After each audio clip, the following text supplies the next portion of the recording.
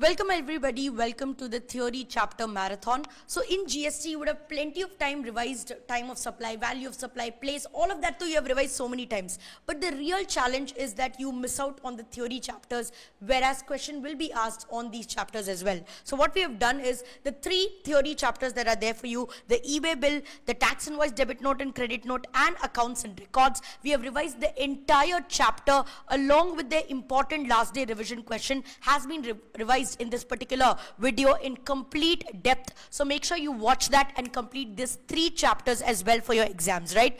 Ma'am, how will I get the resources that you use in this particular video? You can go to the description box or you can go to the comment section and you will find the link to download that particular notes, right? So without any further delay, let's get and start with our first chapter, and within no time, let's complete the revision of our theory chapters as well. All the best and keep going. Hello everyone, welcome to the revision of e-way bill. So let's start this chapter. It's a pretty small chapter but very important theory chapter, right? So let's quickly complete it. So first is, what is an e-way bill? E-way bill is nothing but a way bill that is generated electronically. Ma'am, what do you mean by that, ma'am?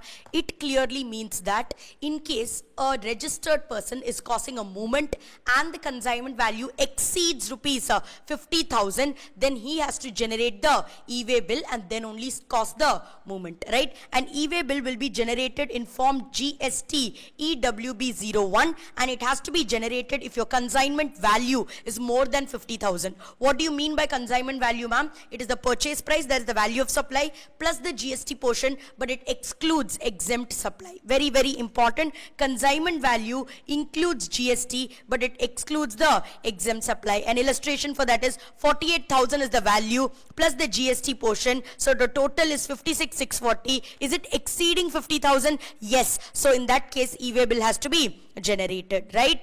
And in case it is movement other than supply, then you will not have the tax invoice. Then how will I know the consignment value, ma'am? Because if it's a tax invoice, I will be able to see the consignment value. If it is not a supply, I will not give a tax invoice. Then how I will know the consignment value? You would have given a delivery challan, right? So in delivery challan, what value is given, that can be taken as the consignment value, and that if that is more than 50,000, then you have to generate a e-way bill, right? And e-way bill is required to be compulsorily generated in case of interstate movement of handicraft goods, irrespective of whatever amount it is. Even if it is interstate supply of handicraft goods for only 10,000 rupees, still an e-way bill is to be generated, right? And next is, the e-way bill is broadly divided into two parts, part A of the e-way bill and part B of the e-way bill. The part A of the e-way bill has details such as the GST registration number of the recipient and the supplier, the place of dispatch, the place of delivery of that particular goods, what is the document number, what is the date, what is the value of the goods, why are you transporting it. Such things will be given in the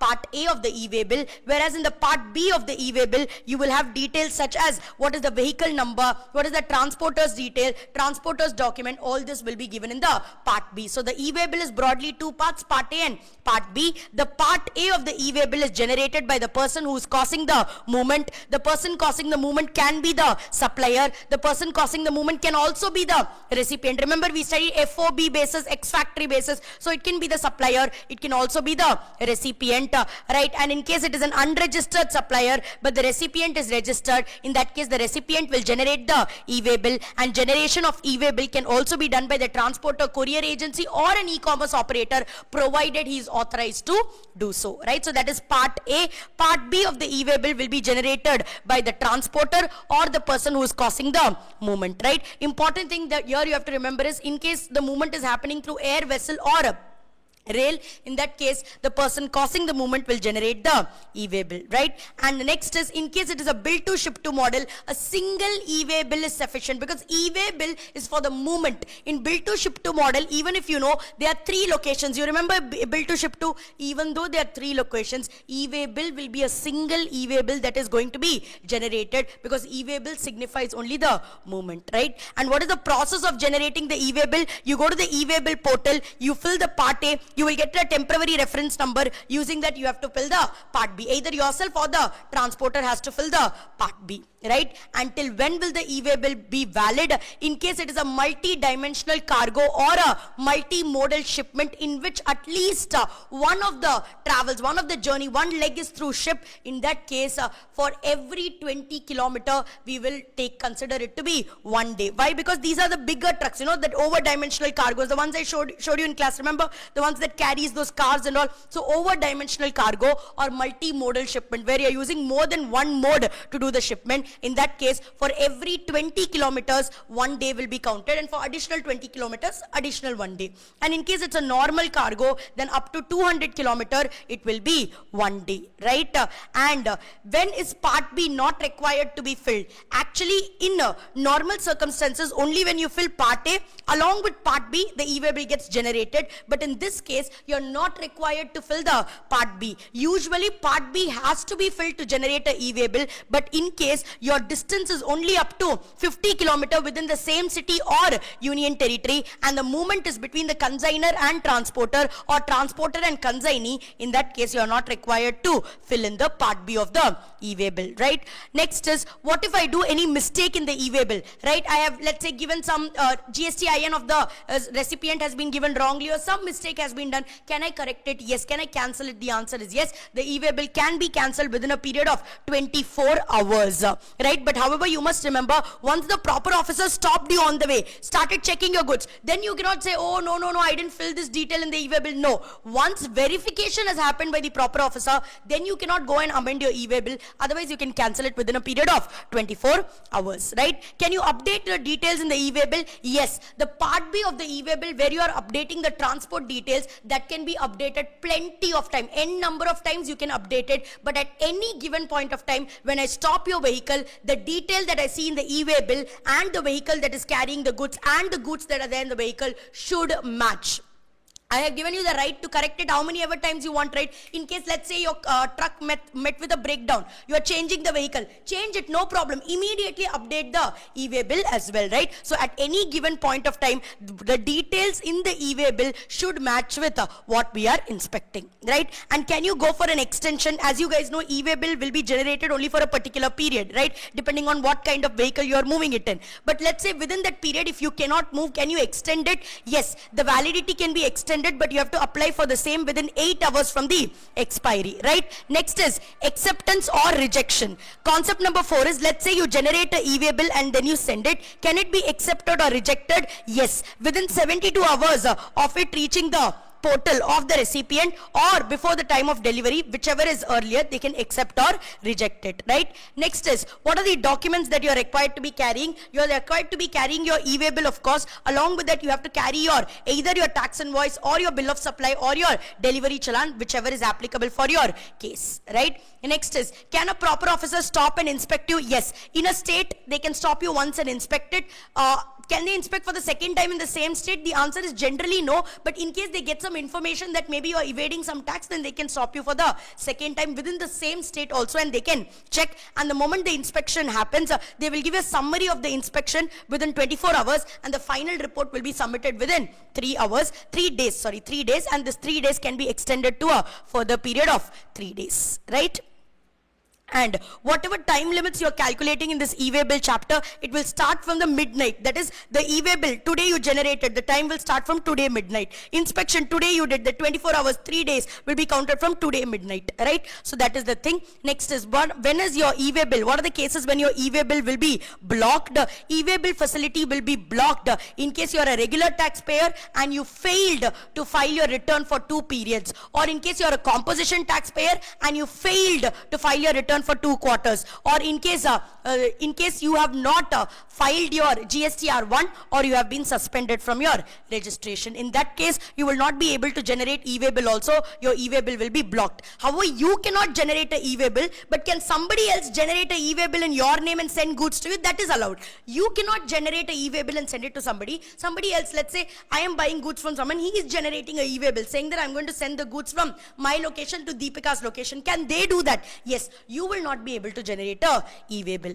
right? And cases where the e-way bill is not required, in case you are dealing with precious jewelry, currency, precious stones, postal baggage, kerosene, LNG, coral, non-motorized transport like elephants, horses you are using to transport, right? Or alcoholic liquor for human consumption, or 5 petroleum products which are exempt, or you're dealing with exempt goods, or schedule 3 goods, or defense material, or transportation by the authority, or you're moving goods to and from Nepal and Bhutan, then you don't have to generate a e-way bill, right? And in case it's an empty cargo container that is coming back, no need to generate a e-way bill. And the last two concepts is, can I have a consolidated e-way bill? Yes, in case there are multiple consignments that are traveling in the same particular vehicle, the transporter, not the recipient or the supplier, the transporter can generate a consolidated e-way bill in which all the details of the e-way bills of whosever goods are going will be considered. And what is the transporter's responsibility? In case the supplier does not generate the e-way bill, in case the recipient does not generate the e-way bill, but the consignment value is more than 50,000, then hey transporter,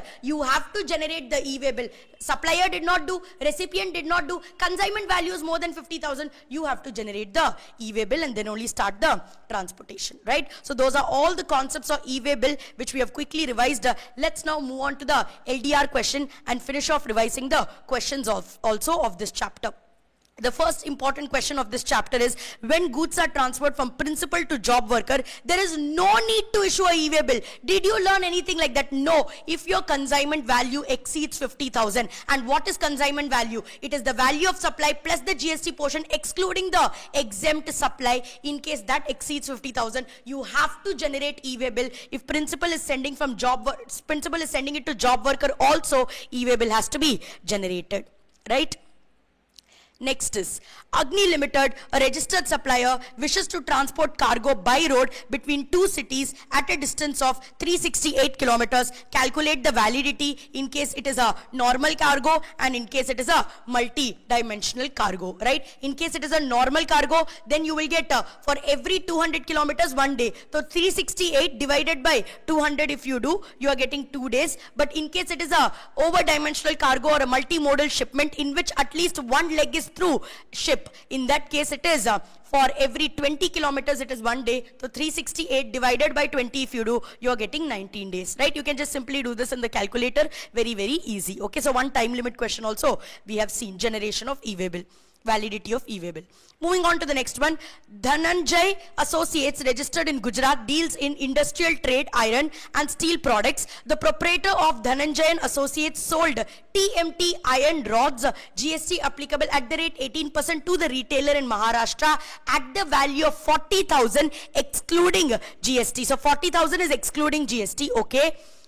As per the agreement, the goods are to be delivered at the premises of the retailer, okay? The transportation cost is 47,000, which has been charged separately to deliver the same to the retailer in Maharashtra. In the above case, calculate whether e-way bill is to be generated. Okay, very good. First, we will calculate the invoice value, which is 40,000 plus 7,000 for transportation, 47,000. In that, you add the 18% GST, you are getting 55,460, which is greater than 50,000. Hence, e-way bill is to be generated. Right? Next, mandatorily you have to generate the e-way bill.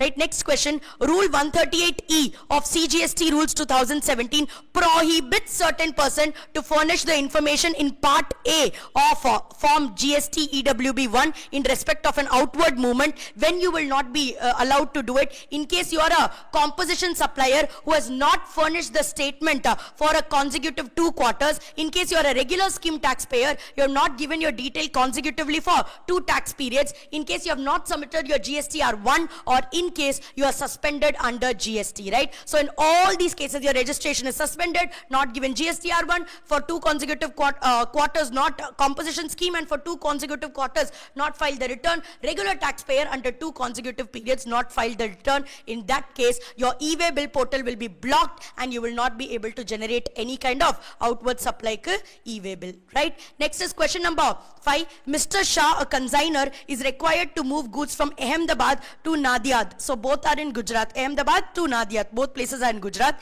He appoints Mehta transporter for the movement of goods. Mehta moves the goods from Ahmedabad to Kheda, Gujarat. For completing the movement of the goods from Kheda to Nadiad, Mehta transporter now hands over the goods to Parekh transporters. Explain the procedure regarding the e-way bill. So here the point that they are asking you to test is that, guys, you are changing your vehicle. Can you do that? Yes, you change it, not a problem. But you have to also update your part B of the e-way bill accordingly, right? In case you're changing your transporter, you're also required to update the part B of the e-way bill, right? So that is your question number 6. Moving on to question number 5. Moving on to your question number 6. Is it mandatory to furnish the details of conveyance in part B? See, generally, yes, it is mandatory. But in one case, we told that it is not mandatory to generate part B, which is in case you're transporting and the distance is up to 50 kilometer within the same state or union territory, and it is moving from consignor to transporter or transporter to consignee. In that case, you're not required to generate the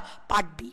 Next is question number 7. Mr. Shambhu, a trader registered under GST in Delhi, is engaged in wholesale business of toys for his kids. Okay. Mr. Nandi, registered under GST in Patiala, a regular return filer, supplies toys in bulk to Mr. Shambhu. So Shambhu is basically a trader, okay, who is engaged in the wholesale business of toys for the kids. And Mr. Nandi is in Patiala, okay, and he is a regular taxpayer and he supplies in bulk toys to the Shambhu. Okay, fine. Which Shambhu will sell to the end customer. Mr. Shambhu, paying tax in the regular scheme is Delhi, has not filed his GSTR 3B, for 2 months. So for 2 consecutive periods, because this guy is regular taxpayer, for him monthly basis will be there. So for 2 consecutive months, tax periods, he has not filed his GSTR 3B. Mr. Nandi wants to generate the e-way bill for toys amounting to rupees 5 lakhs to be supplied to Mr. Shambhu. See, Shambhu did the default. Now Nandi wants to send some goods to Shambhu. Can Nandi generate the e-way bill? The answer is yes, Nandi can generate the e-way bill. Also, Mr. Narayan from Jammu approached Mr. Shambhu for purchasing toys for rupees 75,000 for the purpose of return gift on his son's first birthday party. Shambhu wants to generate an e-way bill. Will Shambhu be able to do it? The answer is no, because he has done a default, which is not filing the return for consecutively 2 tax period. In that case, Shambhu will not be able to generate a e-way bill for the outward supply that he is making. But will Nandi be able to generate a e-way bill? The answer is yes. Nandi is sending goods to Shambhu. He wants to generate a e-way bill. Will he be able to do it? The answer is absolutely yes. So that's question number 7. Moving on to question number 8. One consolidated e-way bill can be generated for multiple invoices. The answer is no. A lot of you did this question wrongly. See, multiple, can I consolidate the e-way bill? That is only for transporter. That is only for transporter. When he's carrying the goods, he cannot carry 100 e-way bills, so he can consolidate. But can supplier, recipient, we both consolidate? I am sending 3 different invoices related goods to someone. Can I consolidate and generate one e-way bill because all the goods are going to the same location? The answer is no. You have to generate separate e-way bill. For each invoice, each separate e-way bill needs to be generated. Don't get here confused with that. Transporter can combine, transporter can consolidate. Don't get confused with that, okay? So that is your entire discussion of the chapter e-way bill. A very simple chapter. We have completed the entire revision in around 16 minutes with all important questions and all concepts covered. Now let's move on to the next theory chapter and finish it off. Hello everyone, let's quickly complete another theory chapter, which is accounts and records, a very small chapter, right? So in this chapter, the first thing is, are you required to maintain your accounts? The answer is yes. Where are you required to maintain it? You are required to maintain it at your principal place of business as well as at every additional place of business. You are required to maintain the relevant records. Am I required to maintain it only manually? The answer is no. You can also maintain it electronically. But in case you are maintaining it manually, please ensure that there is no overwriting or nobody erases anything that is there in the records. And in case you are maintaining it electronically, please ensure that you have proper backup and you have an audit trail maintained to see who and all are making the changes. Next is, till which time am I required to retain these records? These records are to be retained for a period of 72 months from the due date of filing the annual return for the relevant financial year. But in case there's any appeal, investigation, court proceedings or revision going on, then you have to maintain it for 1 year after the disposal of that proceeding or 72 months from the due date of filing annual return, whichever is later, right? Whichever is later, right? So next is books and records to be maintained. What and all are the books and records to be maintained? In case you are a registered person, you have to maintain your record of stock of goods. That is, what is your finished goods that you have, what is your raw material, how much is WIP. So stock of goods you have to maintain. Then what is your output tax liability, what is your input tax credit, and your production as well as your manufacturing. How much are you producing, how much are you manufacturing? Those records have to be maintained. However, very important note from MCQ, in case you're a composition scheme, you don't have to maintain the following three. That is stock of goods, output tax liability, input tax credit, because in case you're opted for the composition scheme, so anyway you will be paying a fixed percentage, so you don't have to maintain all of this. And anyway, if you're in composition scheme, you cannot claim ITC as well, right? So you don't have to maintain the ITC credit availed records or the output tax liability or the stock of goods record, right? Next, what are the additional documents that is to be maintained by each of them? We will see that a little later. Before that, we will see I think that's the last 2 points, so let's quickly finish that off. The last 2 points says that what are the additional details to be maintained in case you are some specific person. In case you are an agent, please maintain the authorization that you receive from the principal that you are going to be acting as his or her agent. Then the description, value and quantity of goods that you received and that you supplied on behalf of the principal, and the details of the accounts and taxes that you paid for on behalf of your principal, right? And in case you are a custodian or a clearing agent, clearing and forwarding agent. What do you mean by custodian or clearing and forwarding agent? Let's say I live in Delhi, some of my goods have come to the Mumbai port, I appoint somebody who will clear those goods and then send it to me. Then those people are known as clearing and forwarding agent. In case you have appointed somebody like that, they have to maintain the records of the goods that they handled on behalf of the registered person and any additional details that the proper officer may ask. In case you are a service provider,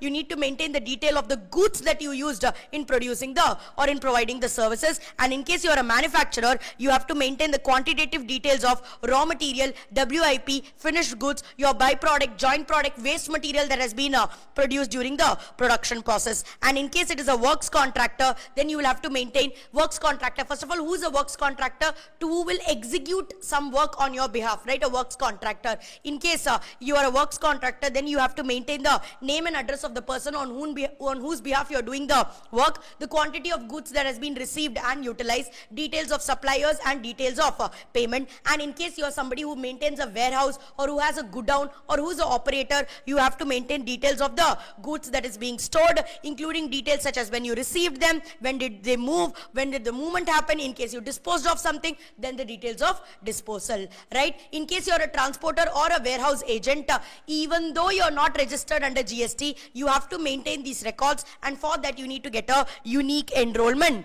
number, right? So those are the concepts. Moving on to the questions of this particular chapter. First question is, every registered person executing the works contract shall keep a separate accounts for works contract under the GST rule. Is that correct? The answer is absolutely right. In case you are a works contractor, what and all detail are required to maintain? First is on whose behalf you are doing this particular work. What is the goods that you received for doing this work? How much goods have you utilized in doing this work? What is the payment that is being received? And name and address of your suppliers, right? Next is, Mr. X is in the view that records are mandatorily required to maintain only manually. The answer is no. You can even maintain the records electronically, but in case you are maintaining it electronically, then ensure that you have a proper audit trail and a proper backup that is maintained. Next is question number 3. Mr. Raj is engaged in the business of trading of laptop. He is eligible for composition scheme and has opted for the same. He seeks your advice regarding the records which are not required to be maintained by him because he is registered under the composition scheme. 3 records are not required to be maintained. First is stock of goods is not required to be maintained. Details of outward tax liability is not required to be maintained. And the last is input tax credit that is availed is not required to be maintained. Those 3 are not required to be maintained. Question number 4. Frost Line Storage is operating as a cold storage warehouse and seeks your guidance on GST accounts and records to be maintained by them. In case you are a warehouse or a, let's say, or a operator or warehouse operator, or in case you are a transporter or a godown owner, what are you required to maintain? What are the goods that you have received? What are the goods that you have dispatched? Then from whom have you received? The details of the consignor and the consignee has to be maintained with you, and the frost line storage shall store the goods in such manner as they can be identified. Item wise they have to be identified, owner wise you should be able to identify whose goods these are, right? Moving on to question number 5. The commissioner has notified certain specified persons to maintain additional accounts or documents as mentioned in rule 56 of the CGST rules. An agent as defined under section 2(5) of the CGST Act 2017 is one such person. So an agent, what is he required to maintain? An agent is required to maintain first the authorization in which the principal appoints him as the agent. Then what are the goods that you have received from the agent? What are the goods that you have sold on behalf of the agent? In case you paid any tax on behalf of the principal, in case you have paid any tax on behalf of the principal, then you have to maintain that as well. So here what and all are you required to maintain? You have to maintain the authorization that the principal has appointed you as the agent. Then what are the goods that you receive from the principal? What are the goods that you have sold on behalf of the principal? Any taxes if you have paid on behalf of the principal, that also you will have to maintain, right? So that ends the entire discussion of this chapter as well. In a moment of 7 minutes we have completed the chapter. Let's move on to the next theory chapter.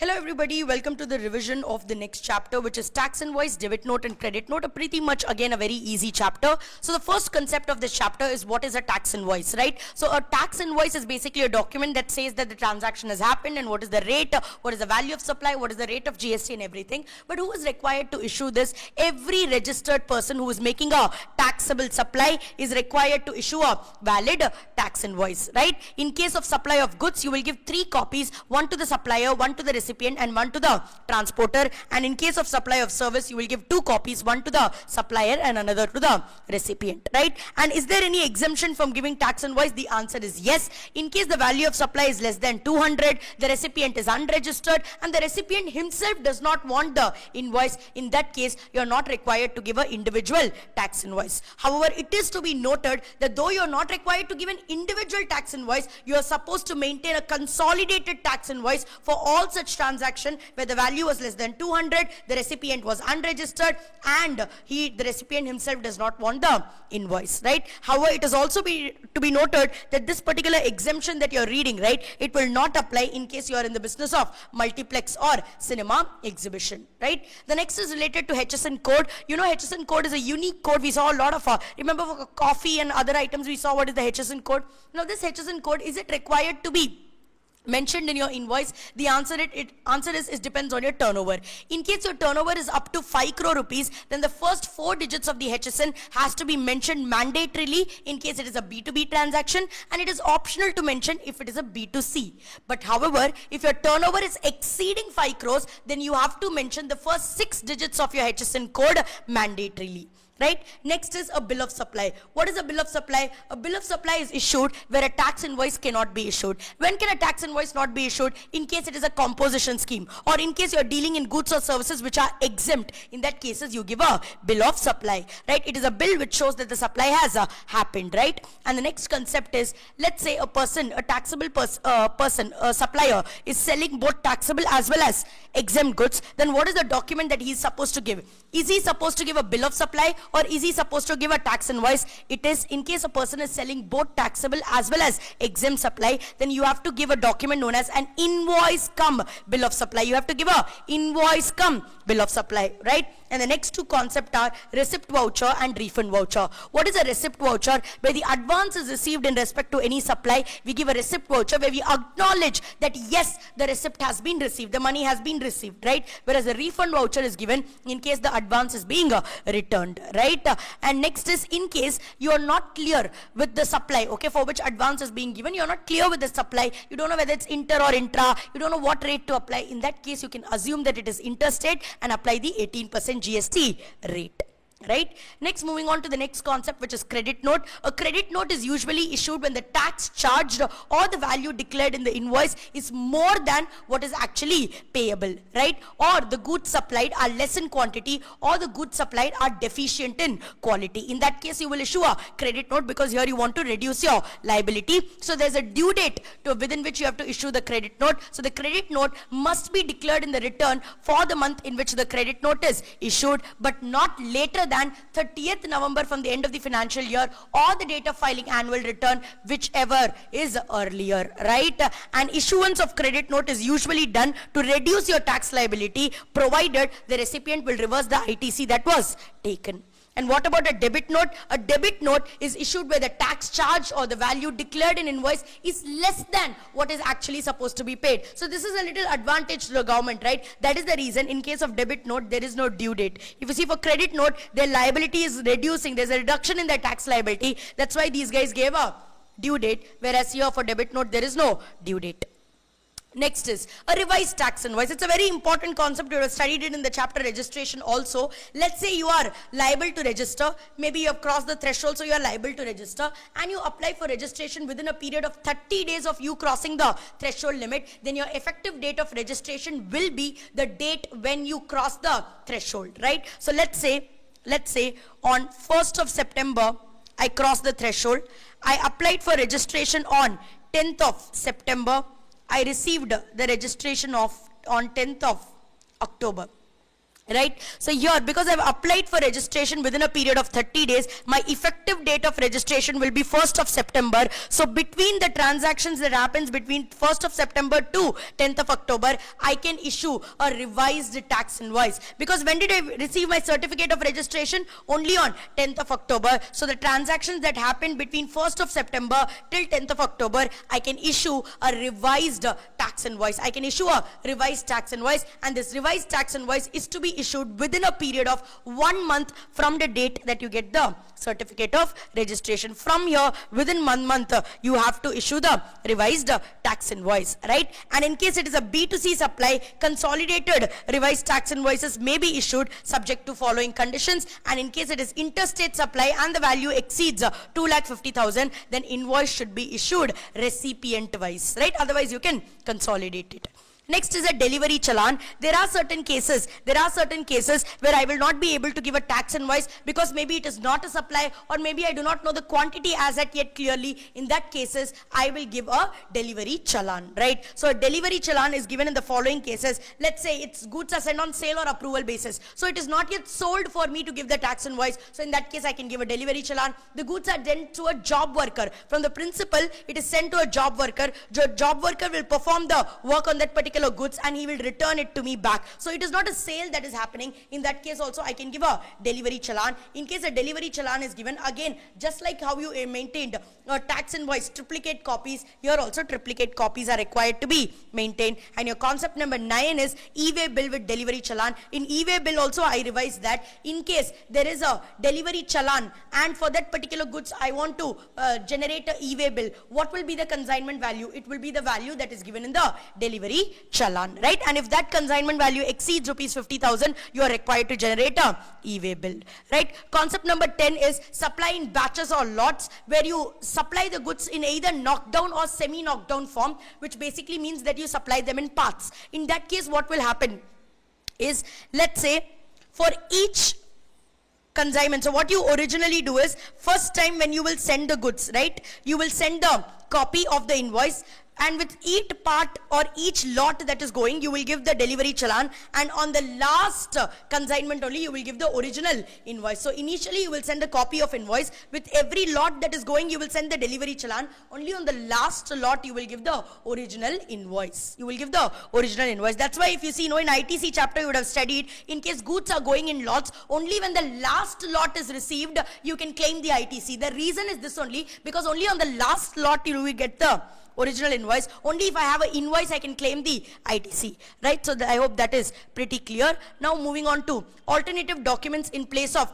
tax invoice. For certain industries, they told that even if you cannot have a tax invoice, that is okay, you can have some other documents. For example, in case of banking or insurance, they told it's okay, even if you cannot have a tax invoice, if you have a monthly statement, that will be sufficient. In case it is a passenger transportation, in case you have an e-ticket, then that is okay, that is sufficient. In case you are a multiplex cinema, it's okay, you don't have a tax invoice, you have an e-ticket, that is equally good as a tax invoice. And in case you're a goods transport agency, then you have a consignment note with all the relevant details, then that is sufficient. That will be considered equivalent to a tax invoice, right? And next concept number 12 is a dynamic QR code. QR codes are basically two types, static QR code or the dynamic QR code. Static QR code is where the transaction value will not be present, whereas dynamic QR code is where the transaction values will be present, where you scan and the value will also come, right? So that is known as a dynamic QR code. Is everybody required to maintain a dynamic QR code? The answer is no. Dynamic QR code is required for B2C invoices issued by notified person. And who is a notified person?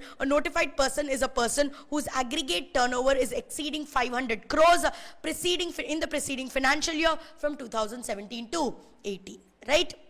However, you must note that the dynamic QR code concept will not apply for a GTA, a passenger transportation, bank, NBFC, financial institution, exporter, multiplex cinema, OIDAR. For them, what will not apply? The concept of dynamic QR code will not apply even if they are this notified person. That is, their turnover is exceeding. Next concept is a very, very important concept of this chapter, which is e-invoicing. A lot of people get confused. They think e-invoicing means generating invoice in the GST portal. The answer is no. E-invoicing means that you can generate the invoice, but you have to upload that in the GST portal, right? And e-invoicing facility is also applicable to only notified persons. Your notified person means that your turnover in the preceding year has exceeded 5 crore rupees from the financial year 2017-18, and it is in respect of B2B and exporter supplies, right? And e-invoicing will not be applicable in case you are GTA, in case you are SEZ, in case you are an input service distributor, government, passenger. However, persons who are registered only for TDS. So we told for government is not applicable, but be very careful. In case you are a government department, you are registered only for the purpose of TDS, then you are required to comply with the e-invoicing provision, right? And next is the validity of invoice under e-invoicing, where e-invoicing is applicable, but you have not complied with the e-invoicing provision, or you did not refer your e-invoicing reference number in your invoice, then it is equivalent to an invalid invoice. Then it is equivalent to an invalid invoice, and we will assume as if you have not at all issued an invoice and you have done a transaction, which means if e-invoicing provision is applicable, you have to mandatorily comply with the same, right? And the next concept is generation of e-invoice. How will I generate the e-invoice? There's a form, prescribed form, which is INV01, which on the e-invoicing portal you can go and generate it, which will be digitally signed. You can digitally sign the invoice and provide the QR code, and then these details are automatically populated in your GSTR1, in your e-way bill. They automatically get populated, right? What if I make some mistakes in my e-invoicing? It's okay, you can go and cancel, cancellation of e-invoicing can be done through your IRP facility within the prescribed time limit. Okay, and what about e-invoicing in case of RCM, where the supplier is a notified person? E-invoicing provisions shall apply even if the supply is covered under the reverse charge mechanism. However, where the supplier is unregistered and the recipient is notified, e-invoicing provision shall not apply. Very, very important, this particular last point. If they want, they can ask a tricky question related to this in the exam, right? So that is all the concepts that is there in the tax invoice, debit note, credit note chapter. Let's now quickly get into the LDR question. So your first question is that exemption that we studied. Remember, less than 200, recipient is unregistered, recipient himself does not want the invoice. Will it apply to them? In the first case, if you see, even though the value is less than 200, but he is a registered person. So here you have to definitely issue a tax invoice. Unregistered 358, value is more than 200, you have to. Painter unregistered, value is 500, you have to, because value is more. Though he is unregistered, value is more. Unregistered 118, so here no need to do. Unregistered 158, so here no need to do. Right, so where and all that exemption from not giving tax invoice will be applicable? That was the question. The next question is a pretty much direct question. List out the category of persons who are exempted from e-invoicing. So e-invoicing, remember, E for e-invoicing, E for SCZ ka E. SCZ point is very, very important here. They can ask you a question, I feel. Okay, so SCZ, input service distributor, government agencies, GTA, banking, financial institution, passenger transportation, multiplex cinemas. These guys are not required to comply with the e-invoicing provision. Right, moving on to the third question. Skyline Private Limited is registered under GST in the state of Karnataka. During the financial year 2025-26, its aggregate turnover was 12 crore. In the month of April 2026, it supplied goods worth 12 lakh to Dark Moon Limited, a registered taxable person. You are required to ascertain whether issue of e-invoice is mandatory in respect of this transaction. So e-invoicing will be applicable if your preceding year turnover is exceeding how much? Is exceeding 5 crore rupees. Here it was 12 crore, so e-invoicing provisions will be applicable. Are they an SEZ? Are they an SEZ? That is the only exemption. No, they are not an SEZ, but here the second option is like that. What would be your answer if Dark Moon Limited is an SEZ? If Dark Moon Limited is an SEZ, then issuance of e-invoicing is mandatory. I think... yeah, so here if you see, issue of e-invoicing is exempt in respect of supply by an SEZ. Here the SEZ is not the supplier, the SEZ is the recipient. So again, a good way to confuse us. Here the SEZ is the recipient, so obviously e-invoicing provision will apply, right? But the supplier should not be a SEZ, then only e-invoicing will not apply. Here the recipient is a SEZ, so e-invoicing will apply. Moving on to the fourth one, Uday Singh, a registered supplier, has received advance payment with respect to services to be supplied to Sujamal. His accountant asked him to issue the receipt voucher with respect to such services to be supplied. However, he is apprehensive as to what would happen in case the receipt voucher is issued, but subsequently no services are supplied. No problem. Now you are giving the receipt voucher, then you give the refund voucher. That's it, right? So a receipt voucher is for the advance. In case you are not performing that, give the refund voucher. That's it, right? Refund voucher will be issued.